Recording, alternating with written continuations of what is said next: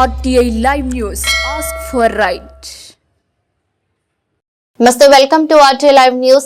విచక్షణ రహితంగా రసాయన ఎరువులు, పురుగు మందులు వాడకుండా సాగు ఖర్చులు తగ్గించుకుంటూ పర్యావరణానికి ఎలాంటి హాని లేకుండా నిరంతరం పంటల విశ్లేషణ జరుపుకుంటూ నాణ్యమైన అధిక దిగుబడులు పొందడంలో రైతును నిష్ణాతునిగా చేయడానికి ఉద్దేశించినదే పొలం బడి అని వ్యవసాయ అధికారి కొల్లి తిరుపతిరావు అన్నారు.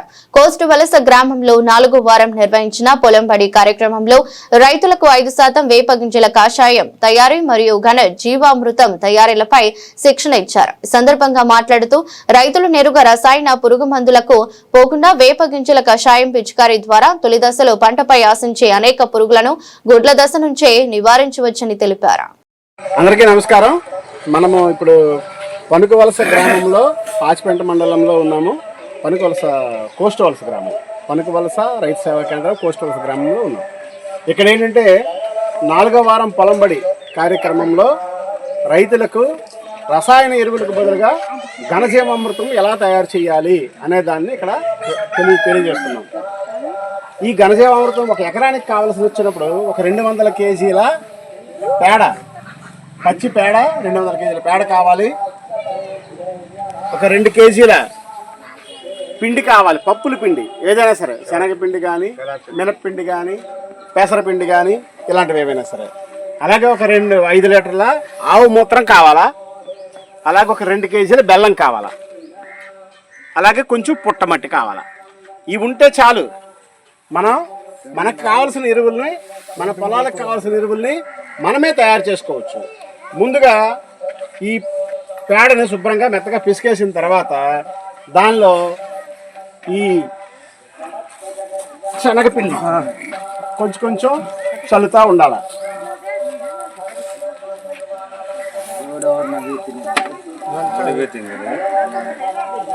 చల్లి దాని మీద ఈ ఆవు మూత్రం చల్లుతూ చిలకరించాలి.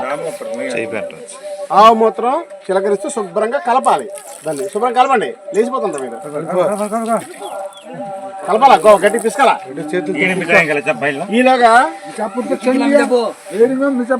బెల్లం ఒకరు కలపండి నీటిలో. చూస్తున్నారు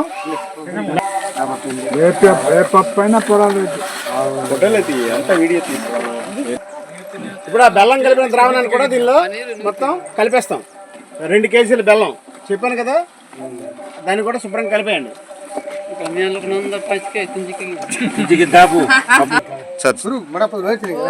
ఇప్పుడు ఆ పుట్టమట్టి తీసుకొచ్చి మొత్తం చల్లేయండి దీని మీద. చాలు, పుట్టమట్టి చల్లేయండి, సరిపోతుంది అంతే. అవసరం కలిసిపోతుంది. ఇక్కడ చూడండి, అలాగా ఉండలు చుట్టేసి మనం నీడలో ఆరబెట్టేసుకోవాలి. నీడలో ఆరిపోయిన తర్వాత కొద్ది రోజుల తర్వాత మనకు ఆరిపోతుంది కదా, మెత్తగా ఎండిపోతుంది. అప్పుడు దాన్ని ఇలా పిసికిస్తే మెత్తగా ఉండలేకపోతుంది. పిడక చేయకూడదు, పిడక చేస్తే గట్టిగా అయిపోతుంది. ఇలా ఉండ చేస్తేనే మెత్తగా అవుతుంది. దాన్ని మనం బస్తాకి ఎత్తుకొని మన పంటకి 6 నెలల దాకా ఎప్పుడైనా వాడుకోవచ్చు. 6 నెలలు నిల్వ ఉంటుంది పాడవకుండా. దీన్ని ఘనజీవామృతం అని పిలుస్తాం. ఇక్కడ మనం 2 తెలుసుకున్నాం. ఒకటి పురుగు మందు 5% ద్రావణం, 50 గింజల కషాయము, రెండవది ఘనజీవామృతం మనం తీసుకున్నాం.